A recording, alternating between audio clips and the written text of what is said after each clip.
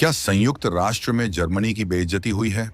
क्या दुनिया की सबसे ताकतवर अर्थव्यवस्थाओं में शामिल एक देश को पूरी दुनिया ने मिलकर ऐसा झटका दिया है जिसकी उसने कभी कल्पना भी नहीं की थी?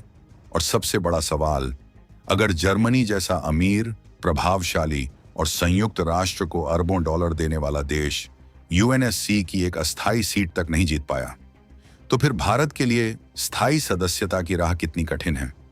दोस्तों, संयुक्त राष्ट्र सुरक्षा परिषद के चुनाव से जो नतीजा निकला है उसने पूरी दुनिया की राजनीति में भूचाल ला दिया है। क्योंकि इस चुनाव में हार किसी छोटे देश की नहीं हुई, हार हुई है जर्मनी की। वही जर्मनी जो यूरोप की सबसे बड़ी आर्थिक ताकत है, वही जर्मनी जो संयुक्त राष्ट्र को सबसे ज्यादा फंड देने वाले देशों में शामिल है, वही जर्मनी जो खुद को वैश्विक नेतृत्व का दावेदार मानता है।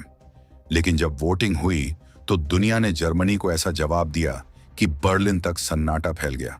और अब इस हार के बाद सिर्फ जर्मनी ही नहीं, बल्कि भारत, जापान और ब्राजील जैसे देशों के लिए भी खतरे की घंटी बजने लगी है।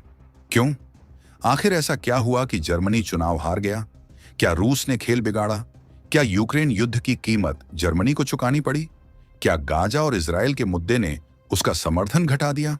और सबसे महत्वपूर्ण, क्या यह हार बता रही है कि संयुक्त राष्ट्र की राजनीति में सिर्फ पैसा और ताकत नहीं चलती? आइए पूरी कहानी समझते हैं। संयुक्त राष्ट्र महासभा में सुरक्षा परिषद के लिए 5 अस्थायी सीटों पर चुनाव हुआ। 193 सदस्य देशों ने मतदान किया। जीत के लिए 2/3 बहुमत जरूरी था। पश्चिमी यूरोप और अन्य देशों के समूह में 2 सीटों के लिए मुकाबला था। मैदान में थे जर्मनी, ऑस्ट्रिया और पुर्तगाल। जर्मनी को पूरा भरोसा था कि उसका चुनाव लगभग तय है। लेकिन जैसे ही नतीजे सामने आए, दुनिया हैरान रह गई। पुर्तगाल को मिले 134 वोट, ऑस्ट्रिया को मिले 131 वोट और जर्मनी सिर्फ 104 वोटों पर सिमट गया। यानी जर्मनी चुनाव हार गया।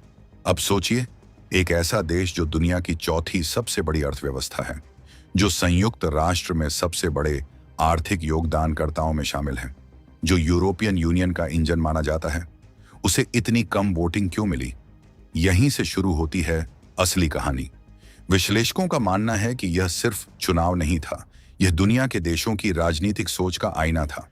जर्मनी पिछले कई वर्षों से यूक्रेन का खुलकर समर्थन करता रहा है। रूस के खिलाफ कड़े प्रतिबंधों का समर्थन किया, यूक्रेन को हथियार और आर्थिक सहायता दी। यूरोप में रूस के खिलाफ मोर्चे का महत्वपूर्ण हिस्सा बना। लेकिन संयुक्त राष्ट्र में सभी देश पश्चिमी देशों की लाइन पर नहीं चलते। अफ्रीका, एशिया और लैटिन अमेरिका के कई देशों की सोच अलग है। कई देश रूस और पश्चिम के बीच संतुलन बनाकर चलना चाहते हैं।